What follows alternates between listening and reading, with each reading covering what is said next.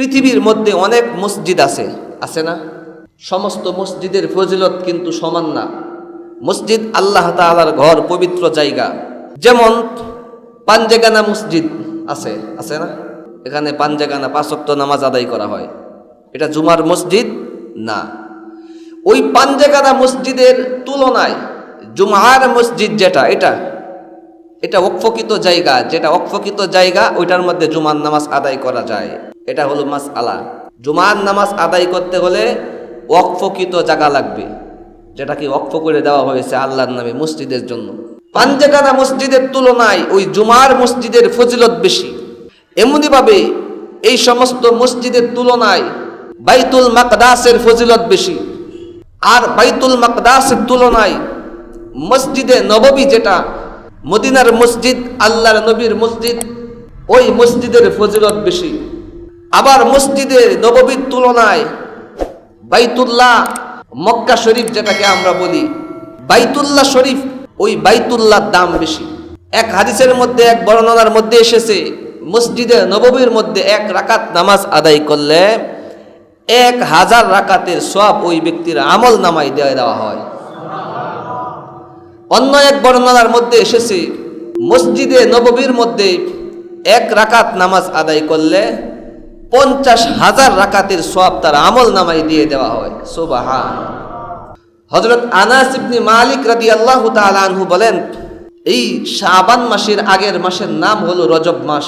রজব মাসের মর্যাদা এমন, যেমনি ভাবে কোরআনে কারীমের মর্যাদা, আসমানি যত গ্রন্থ আছে সমস্ত গ্রন্থের মধ্যে সর্বশ্রেষ্ঠ গ্রন্থ কোনটা? কোরআন। এই কোরআনের মর্যাদা যেমন সর্বশ্রেষ্ঠ, মাসের দিক দিয়ে রজব মাস হলো সমস্ত মাসের দিক দিয়ে এমন শ্রেষ্ঠ। এমনই ভাবে শাবান মাস এর মর্যাদা এমন, আল্লাহ তাআলার যে পেয়ারা হাবিব আমাদের নবীর মর্যাদা যেমন সমস্ত নবীদের উপর, এরকম ভাবে রমজানের মর্যাদা এত বেশি। রমজানের মর্যাদা এমন, যেমনি ভাবে আল্লাহ তাআলার মর্যাদা সমস্ত সৃষ্টির উপর। অর্থাৎ রজব মাসকে তুলনা করা হয়েছে কোরআনের সাথে। কোরআনের মর্যাদা যেমন সমস্ত গ্রন্থের উপর বেশি, রজব মাসের ফজিলত এমন বেশি। শাবান মাসের ফজিলত এত বেশি, যেমনি ভাবে আল্লাহর নবীর ফজিলত সমস্ত মানব জাতির উপর, সমস্ত নবীদের উপর। আর রমজান মাসের ফজিলত এত বেশি, যেমনি ভাবে আল্লাহ তাআলার মর্যাদা সমস্ত সৃষ্টির উপর বেশি। এজন্য শাবান মাস অত্যন্ত ফজিলতপূর্ণ মাস, অত্যন্ত গুরুত্বপূর্ণ মাস। এই শাবান মাস সম্পর্কে হযরত বড় পীর আব্দুল কাদের জিলানী রাহমাতুল্লাহি আলাইহি, উনি গুনিয়াতুত তালিবিন নামক একটা কিতাব আছে। এই কিতাবের মধ্যে লেখা হয়েছে যে শাবান মাসের ফজিলত সম্পর্কে, শাবান মাসের ফজিলত বুঝাইতে গিয়ে উনি বলেন, শাবান শব্দের মধ্যে 5টা অক্ষর আছে। কতগুলি? 5টা অক্ষর। এই 5টা অক্ষর দিয়ে 5টা জিনিসের দিকে ইঙ্গিত করা হয়েছে। যেমন 5টা অক্ষর কি কি? শিন, আইন, বা, আলিফ, নুন। এই 5টা অক্ষর। শিন দিয়া শারফুন, শারফুন মানে সম্মান। আইন দিয়া অলুউন, অলুউন মানে সমৃদ্ধি, বৃদ্ধি। বা দ্বারা হলো বিররুন, বিররুন মানে নেকি। আলিফ দ্বারা হলো উলফাত, উলফাত মানে ভালোবাসা। নুন দ্বারা নূর, নূর মানে হলো আলো। অর্থাৎ আল্লাহর কোনো বান্দা আর বান্দি যদি এই শাবান মাসে বেশি বেশি ইবাদত বন্দেগী করে, শাবান মাসের চাঁদ উদিত হওয়ার পর আল্লাহর কোনো বান্দা আর বান্দি বেশি বেশি কোরআন তেলাওয়াত করে, বেশি বেশি নফল নামাজ আদায় করে, বেশি বেশি রোজা রাখে, আব্দুল কাদের জিলানী রাহমাতুল্লাহি আলাইহি তিনি বলেন, আল্লাহ তাআলা ওই বান্দা বান্দির সম্মান আর ইজ্জত সমৃদ্ধি এত বাড়াইয়া দেন। এত বেশি দেওয়ার কারণে আল্লাহ তাআলা ওই ব্যক্তিকে ভালোবেসে নূরের মাধ্যমে তাকে নিজের কাছে টেনে নিয়ে যান। সুবহানাল্লাহ। এই জন্য শাবান মাসে বেশি বেশি ইবাদত বন্দেগী করা। শুধু তাই নয়, গুনিয়াতুত তালিবিন নামক কিতাব, ওই কিতাবের মধ্যে আব্দুল কাদের জিলানী রহমাতুল্লাহি আলাইহি আরেকটা বর্ণনা এনেছেন। ওই বর্ণনার মধ্যে বলা হয়েছে, সারা পৃথিবীর মধ্যে যত বিশ্বাসী মানুষ আছে, বিশ্বাসী বান্দা আছে, অর্থাৎ মুসলমান যারা রয়েছেন, তাদের জন্য বৎসরে দুটা ঈদের দিন আছে, আনন্দের দিন আছে। ঠিক তেমনি ভাবে আসমানের মধ্যে যারা ফেরেশতা আছেন, আল্লাহ তাআলার একটা সৃষ্টি, নূরের সৃষ্টি, নূর দ্বারা তাদেরকে বানানো হয়েছে।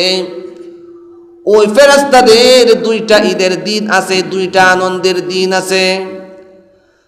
মানুষের যেমন দুটা দিন আছে আনন্দের, একটা হলো ঈদুল ফিতর আর একটা হলো ঈদুল আজহা। ওই দিনগুলি হলো তারা আনন্দের সাথে কাটায়, উৎসব করে কাটায়। আর এটা হলো দিনের বেলা, কারণ মানুষ হলো দুর্বল জাতি, দিনের বেলা আনন্দ করে, রাতের বেলা তারা ঘুমায়, বিশ্রামে যায়। আর ফেরেশতাদের যেহেতু তাদের কোনো ক্লান্তি ভাব নাই, দুর্বলতা নাই, এজন্য তাদের দুটা রাত আছে আনন্দের রাত। একটা রাত হলো শবে বরাত, বরাতের রাত, আর একটা রাত হলো শবে কদর, কদরের রাত। এই দুইটা রাতে তারা আনন্দ আর ঈদ পালন করে আসমানে। এজন্য ভাই, এই শাবান মাস বড় দামি মাস। অন্য এক হাদিসের মধ্যে, অন্য এক বর্ণনার মধ্যে এসেছে, শাবান মাসের চাঁদ যখন উদিত হতো, সাহাবায়ে কেরাম কোমরের মধ্যে গামছা বেঁধে ইবাদত বন্দেগীর মধ্যে লিপ্ত হয়ে যাইতেন। বেশি থেকে বেশি কোরআন তেলাওয়াত শুরু করে দিতেন, বেশি থেকে বেশি নফল নামাজ আদায় করতেন, বেশি থেকে বেশি জিকির আজকারে জিকির করে করে সময় কাটাইতেন, সময় অতিবাহিত করতেন, রাত জেগে ইবাদত বন্দেগী করতেন। এমনি ভাবে যাদের উপর যাকাত ফরজ হয়েছে, যাকাতের মালগুলি হিসাব করে যাকাত আদায় করে দিতেন, যাতে করে গরিব সাহাবা যারা আছে তাদের রোজা রাখার ব্যবস্থা হয়ে যায়। শুধু তাই নয়, কয়েদি যারা আছেন, জেলখানায় যারা বন্দী আছিলেন, বন্দী থাকতেন, ওই সময় বিচারকগণ তাদের একটা ফায়সালা করে দিতেন, হয়তো শাস্তির ব্যবস্থা করতেন, নতুবা তাদেরকে মুক্ত করে দিতেন, আজাদ করে দিতেন, যাতে করে স্বাধীন হয়ে জেলখানা থেকে বের হয়ে তারা বেশি বেশি মালিকের ইবাদত করতে পারে। শুধু তাই নয়, সাহাবায়ে কেরাম যারা বিত্তবান ছিলেন, টাকাওয়ালা ছিলেন, মানুষকে কাটাইতেন, বিভিন্ন কাজ করাইতেন, কর্মচারীদেরকে তাদের কাজ আস্তে আস্তে করে তাদের কাজ হালকা করে দিতেন, তাদের উপর চাপ বাড়াইতেন না, কমাইতেন আস্তে আস্তে। সমস্ত জিনিসের মধ্যে তারা হালকা সব কিছু লঘু করে দিতেন, সহজ করে দিতেন। দুঃখের বিষয় হলো বর্তমান যুগে আমাদের রমজান মাস যখন আসে, ব্যবসার শুরু হয়ে যায়, আছে নাকি না, কিছু মানুষ কর্মচারীদের কাজ আরো বাড়াইয়া দেয়, সারা রাত ঘুমায় না রমজান মাসে। সারা রাত না ঘুমাইয়া ইবাদত বন্দেগী করার দরকার ছিল, তা না করে তারা করে কি, ব্যবসা করে। আর করে শুধু সিন্ডিকেট, আছে কি না এমন মানুষ? সিন্ডিকেটের যন্ত্রণায় সাধারণ মানুষ এখন জিম্মি হয়ে গেছে, তাদের ভাষা বুঝার কেউ নাই, তাদের কথা শোনার কোনো মানুষ নাই, ঠিক কিনা বলেন? এমন জুলুম আর নির্যাতন করে, ও ভাই, তুমি এমন জুলুম আর নির্যাতন করে যে তুমি টাকা কামাইতেছ, আঙ্গুল ফুলে তুমি কলা গাছ হইতেছ, তুমি কালো টাকার পাহাড় তুমি গড়তেছ। তুমি কি একবারও জিজ্ঞেস করছো তোমার বিবিকে যে এই গুনাহ কইরা যে তুমি টাকা কামাইতেছ, এই গুনার অংশীদার কি তোমার বিবি কি হবে কিনা? কথাগুলি বুঝবেন। এই যে অবৈধ টাকা তুমি কামাইতেছ, এই গুনার অংশীদার কি তোমার বিবি হবে কিনা, তোমার বউ হবে কিনা? ওই যে অবৈধ টাকা তুমি কামাইতেছ, 5 টাকার জিনিস 20 টাকা বিক্রি করতেছ, এই যে জুলুম করে মানুষের থেকে টাকা তুমি অর্জন করতেছ, নিতেছ, চিনিয়ে নিতেছ, এই সন্তানকে যে তুমি বড় বড় গাড়ি আর বাড়ির মালিক বানাইতেছ, তোমার সন্তান কি এই গুনাহের অংশ নিবে কিনা? তোমার ছেলে কি গুনার অংশ নিবে কিনা? তোমার মেয়ে কি তোমার গুনার অংশ নিবে কিনা? তুমি একবারও ভেবেছো, একবারও জিজ্ঞাসা করেছো? আল্লাহর নবী তো বলেছেন তারা তো বুদ্ধিমান না। তুমি টাকা কামাইলা আর নিজেকে সাহেব মনে করলা, তোমাকে মানুষ বাহবা দিবে। সামনে সামনে তোমাকে বাহবা দিতে পারে তোমার ক্ষমতার বলয়ে, তোমার পাওয়ারের বলয়ে, তোমার শক্তির বলয়ে, কিন্তু মনে রাখবা মানুষ তোমাকে অভিশাপ আর লাঞ্ছনা আর বঞ্চনা আর লানত দিতে থাকে 24 ঘন্টা। ঠিক কিনা বলেন?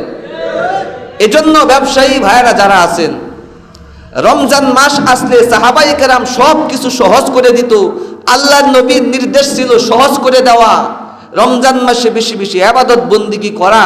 আর আমরা করি তার উল্টা, আমরা করি তার উল্টা। রমজান মাসের জন্য আগেই প্রস্তুতি গ্রহণ করে রাখি যে জিনিস আমি স্টক করে সবাই মিলে আমরা একটা সিন্ডিকেট করব, 50 টাকার জিনিস 100 টাকা, নিলে নাও, না নিলে না। এরকম না বিষয়টা? এজন্য মৃত্যুর ভয় রাখেন। মরতে হবে আপনাকে। আপনার বাবা মা চলে গেছে, আপনার দাদা দাদি চলে গেছে, নানা নানি চলে গেছে, তাদের চলে যে তারা যে দুনিয়ার মধ্যে সম্পদ রেখে গিয়েছে, এই সম্পদ দিয়ে তাদের কি কাজে আসতেছে? কয়দিন কত টাকা দান করেছেন তাদের জন্য? কয়দিন মাগফিরাতের ব্যবস্থা করেছেন তাদের জন্য?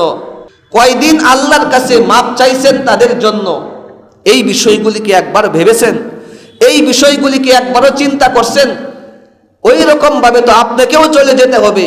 কবরে যাওয়ার পর আপনার সম্পদ, এই অবৈধ সম্পদ আপনার কি কাজে আসবে আপনি একবারও ভেবেছেন? বড় দুঃখ লাগে। মানুষ জানোয়ারের চেয়েও নিকৃষ্ট হয়ে গেছে। এটা আমার কথা না, কোরআনের কথা। যারা বুঝেও বুঝে না, যারা শুনেও শুনে না, যাদের জ্ঞান বুদ্ধি থাকার পরেও যারা বুঝতে চায় না, আল্লাহ বলেন উলাইকা কাল আনআমি বাল হুম আদাল, তারা চতুষ্পদ জানোয়ারের চেয়েও আরো খারাপ। এজন্য ব্যবসায়ী ভাইদের কাছে অনুরোধ থাকবে, মন চাইলে কথাগুলি বুঝে আমল করার চেষ্টা করেন। আপনার কবরে আপনাকে যেতে হবে, আর কেউ যাবে না। 2-4 দিন শুধু কান্নাকাটি করবে, পরে সব শেষ। এজন্য শাবান মাস এসেছে, আমরা সকলেই রমজানের প্রস্তুতি গ্রহণ করি, বেশি বেশি ইবাদত বন্দেগী করি, আল্লাহ তাআলার ভয় অন্তরে রাখি। সারাদিন কতগুলি গুনাহ করছি একবার চিন্তা করি। হযরত হাসান বসরি রহমাতুল্লাহি আলাইহি আল্লাহর বড় দামি এবং পেয়ারা বান্দা ছিলেন। ওনার একটা দফতর ছিল, অফিস রুম ছিল, যেই অফিস রুমে বসে বসে প্রতিদিন চিন্তা করতেন। মাগরিবের পরে রাতের বেলায় সারাদিন 24 ঘন্টার মধ্যে কয় ঘন্টা সময় সে আল্লাহর জন্য কাজে লাগাইছে, আর কয় ঘন্টা সময় সে দুনিয়ার জন্য গুনাহের কাজে লাগাইছে। গুনাহ কতগুলি হয়েছে 24 ঘন্টায়, এটা একটা তালিকা করতেন। আর ভালো কাজ কতটুকুন হয়েছে তার মাধ্যমে এটার একটা তালিকা করতেন।